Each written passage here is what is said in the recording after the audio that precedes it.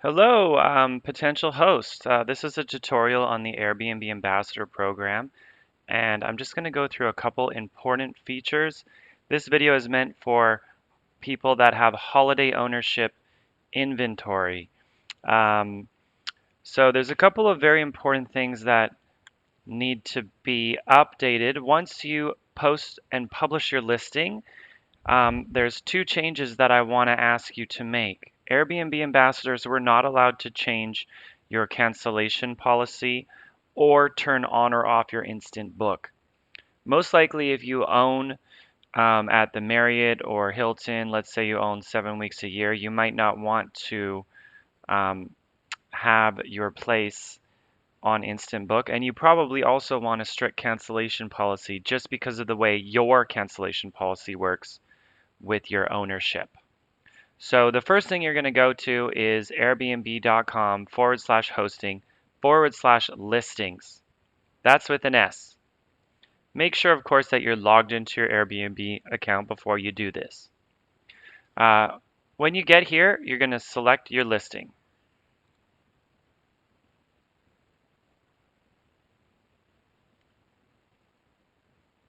Now, the first setting that we want to make sure is set correctly is that you're hosting an entire place.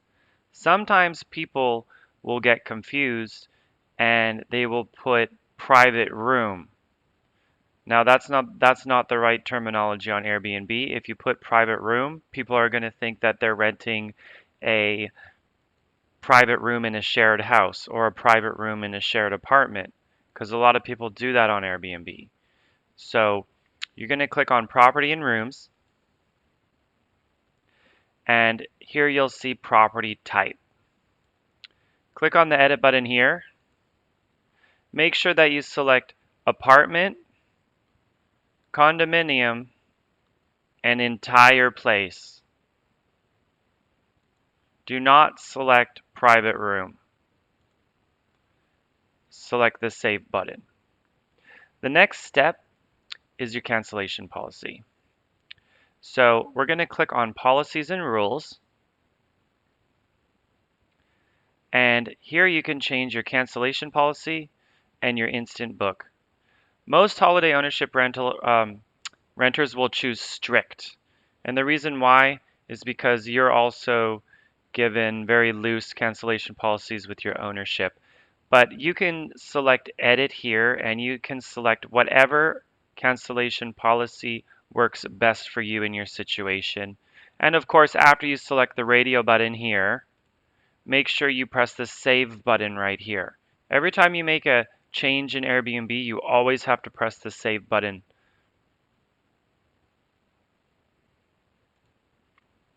Instant book.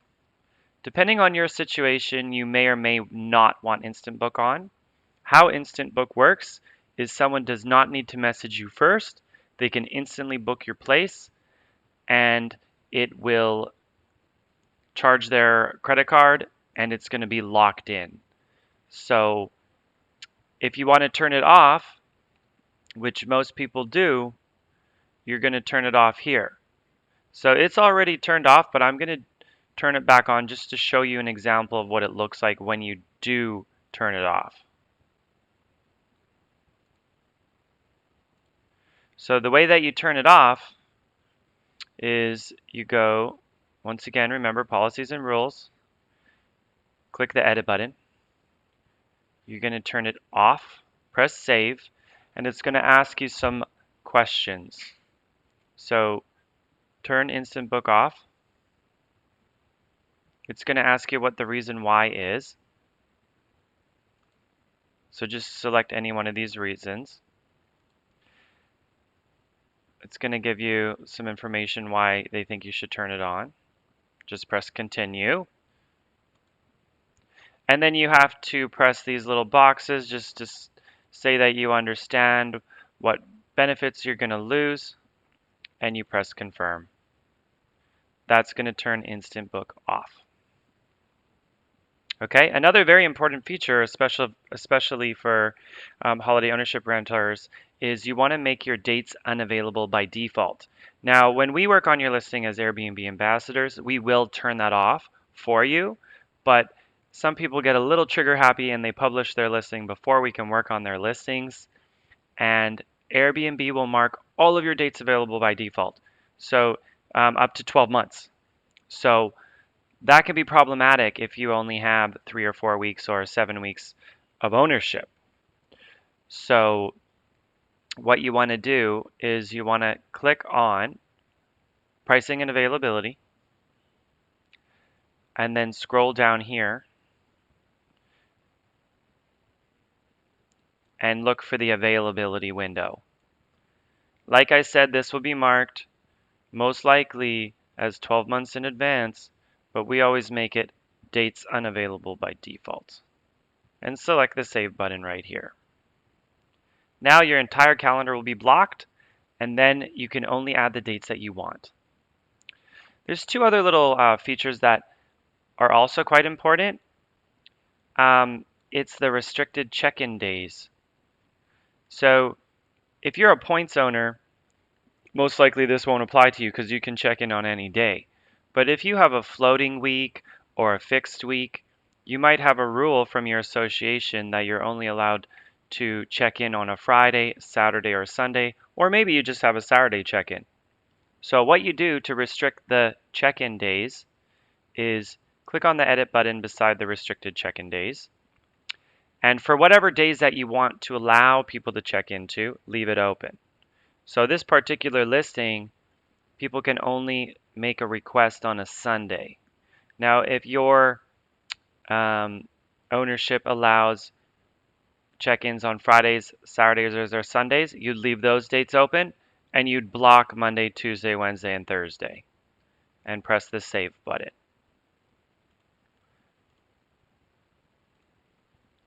With that being said, there's one more other feature that might be very important to you, and that is your minimum stay and your maximum stay. Okay? So if you put minimum nights as 7 and maximum nights as 7, it will make the search results pretty hard to find you. So someone's only going to find you, for example, if they search July 1st to July 7th. If you had 7 nights as a minimum stay and 7 nights as a maximum, if they searched July 1st to 6th, they would not find you. If they searched July 1st to 9th, they would not find you. They're only going to find you if it's July 1st to 7th.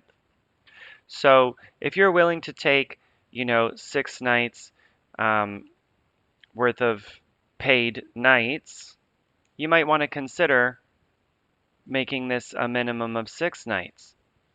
A lot of times owners will make this 5 nights minimum, and if you only owned 1 week, you'd put 7 nights here.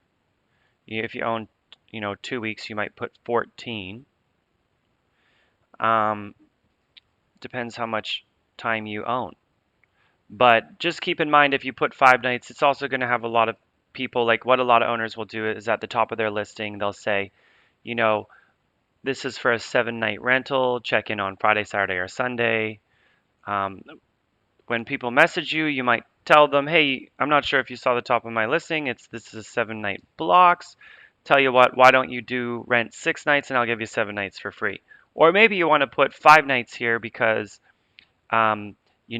your listing's coming up on June 20th. So you're happy if you only get 5 nights. But if they request 6 or 7 nights, it's a bonus. It really depends on your situation. But just keep an eye out for what your best minimum and maximum night strategy is. Because there's a couple of things that's going to make your listing rent.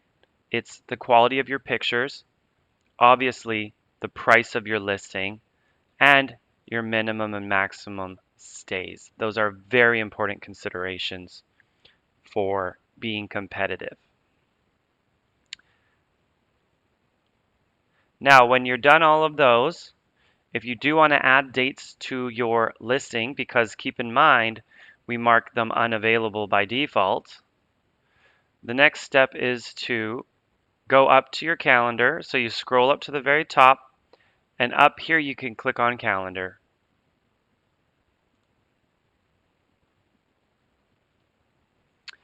Then what, then what you do is you just start to add the dates that you want. So this particular guest that I'm working with, and I've fixed this listing. Unfortunately, they published it before these settings were put in place. So someone booked only 2 nights here. So we had July 20th to July 4th available, but actually from the 27th to the 4th just went. So because there's a week available here from June 20th to 27th, we're going to open up these calendar dates. Now you can press, I'm just going to block these off just to show you. If you want to open up one day, you can just press the button here with your left hand button on your mouse, click available. You can set your price and press save. Now, if you want to be a little bit more efficient, you can press this. You can hold down the shift button and then open up an entire week. Press available, put in your nightly price, press save. This is now available. Oh, you know what?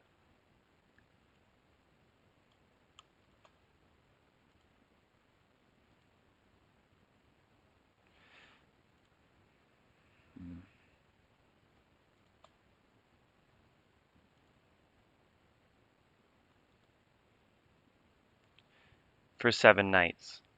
Okay? There was a glitch that happened there. I did open up that day, but there was a minimum night stay. That's a bit of a glitch. So I'm glad that happened because now you can see the problem that happened. Now watch what happens if I block all of my dates again, because I have the minimum 5 night rental. So okay, I'm going to open up a week. Mark it as available. Now my week is available. Now keep in mind, this is an entire week. Sometimes when people go, oh, it's available June 20th to 27th, they'll make the 27th white. That's kind of where a lot of people's minds will go. That's wrong because that would go from the 27th to 28th. Another easy way to remember is you just count 7 nights. 1, 2, 3, 4, 5, 6, 7. June 20th to 27th is 7 nights. Okay? So that's pretty much it, guys. If you use an Airbnb ambassador, we would have done most of this work for you, and you probably only have to worry about changing your cancellation policy and possibly turning your instant book off. But I just wanted to include everything in this tutorial for you, just so you understand how it works. Now, the best thing about Airbnb as well is once you set up a listing, in the future, there's not really that much more work that you need to do. So if you have, this particular lady that I'm speaking with has 14 nights available per year. So next year when she wants to rent, she'll just go to her calendar and she'll say, I'm going to rent this week.